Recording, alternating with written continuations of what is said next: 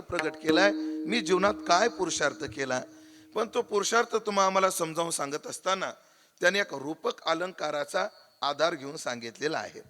मुळात जनाबाई महाराजांनी पुरुषार्थ केला याचा अर्थच असा आहे, भक्ती परमार्थ स्त्रीला सुद्धा पुरुषार्थाची संधी देतं. भक्ती सुद्धा पुरुषार्थ करण्याची संधी कोणाला देतं? एका स्त्रीला देऊ शकतं. आणि मग दिलेली आहे त्या संधीचं जनाबाई महाराजांनी सोनं केलेलं आहे. पण मुळात पुरुषार्थ शब्दाचा अर्थ काय? शास्त्रांनी पुरुषार्थ शब्द कसा सोडवला, त्याचा अर्थ काय सांगितला? पुरुष अधिक अर्थ. अर्थ त्याचा म्हणजे काय? हा सामासिक शब्द आहे. पुरुष अधिक अर्थ बरोबर पुरुषार्थ. पुरुष मधला अ आणि अर्थातला आ ह्याचा झाला दीर्घादेश म्हणून पुरुषार्थ. पुरुष शब्दाचा अर्थ आपण पुन्हा करू. अर्थ शब्दाचा अर्थ आहे विषय. पुरुष ज्या विषयाची इच्छा करतो त्याला पुरुषार्थ असं म्हणतात. पुरुष म्हणजे कोण बरं? शास्त्रानं पुरुषाचा विचार 3 प्रकाराने सांगितला. एक क्षर पुरुष आहे, एक अक्षर पुरुष आहे आणि उत्तम पुरुष आहे. मग अक्षर पुरुषाची जी इच्छा आहे त्याला पुरुषार्थ म्हणायचं का?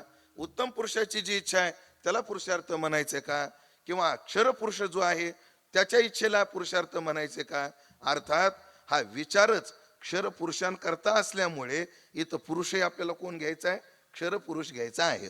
कोण आहे? उत्तम पुरुष आहे परमात्मा. उत्तम पुरुषस्तु अन्यः परमात्मा इति उदावृतः. तो उत्तम पुरुष आहे.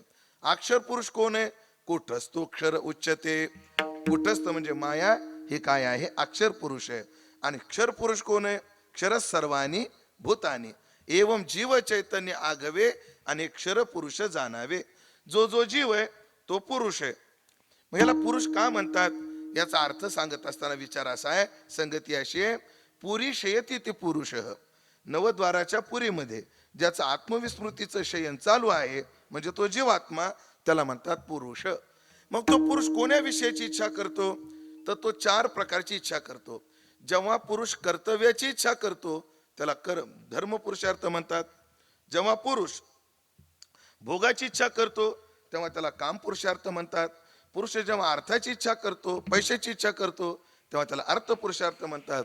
आणि जीव जेव्हा अनिष्टाची निवृत्ती आणि इष्टाच्या प्राप्तीची इच्छा करतो तेव्हा त्याला मोक्ष पुरुषार्थ म्हणतात. किती पुरुषार्थ झाले? 4. धर्म, पुढं अर्थ, काम आणि मोक्ष. 4 पुरुषार्थ आहेत. पण त्या 4 पुरुषार्थातला श्रेष्ठ पुरुषार्थ कोणता आहे?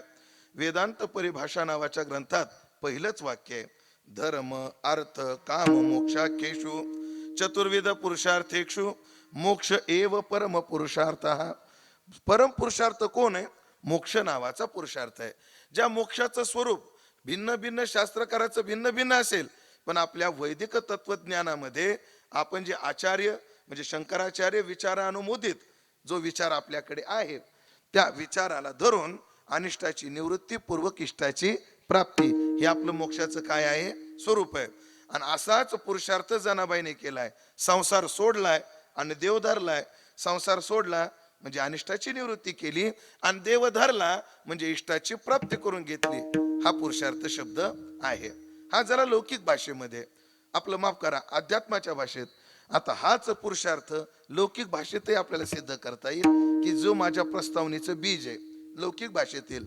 काय बरं लौकिक भाषेत पुरुषार्थ शब्दाचा अर्थ? लोक कशाला पुरुषार्थी म्हणतात, कोणाला पुरुषार्थी म्हणतात? त्याचा साधा विचार आहे. मी भाऊ तुम्हाला विचारतो, तुम्हाला 1 क्विंटलचं पोतं उचलतं का? नाही. तुम्हाला बाबा, तुम्हाला 1 क्विंटलचं पोतं उचलतं का? बर. तुम्हाला पेटी मास्तर यश महाराज, तुम्हाला? आता यश महाराज, मी आहे कुंटलाचा पण मला बी उचलत नाही. तसं मी कुंटलाला कमी नाही, पण मला सुद्धा 1 क्विंटलचं पोतं उचलत नाही. मग काय, सगळ्यांना 1 क्विंटलचं पोतं उचलत नाही, पण एखाद्याने उचलून दाखवलं की आपण काय म्हणतो? काय पुरुषार्थी आहे? पुरुषार्थी आहे. म्हणजे जे सगळ्यांना जमत नाही ते करून दाखवणं म्हणजे प्रायः वरवर पाहता समाजात त्याला काय म्हटलं जातो?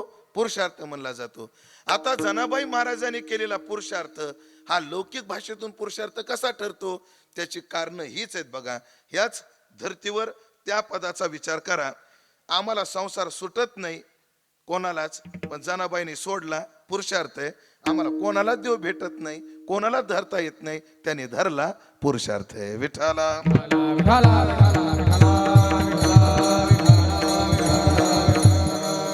आम्हाला काही करता यायला लागलं.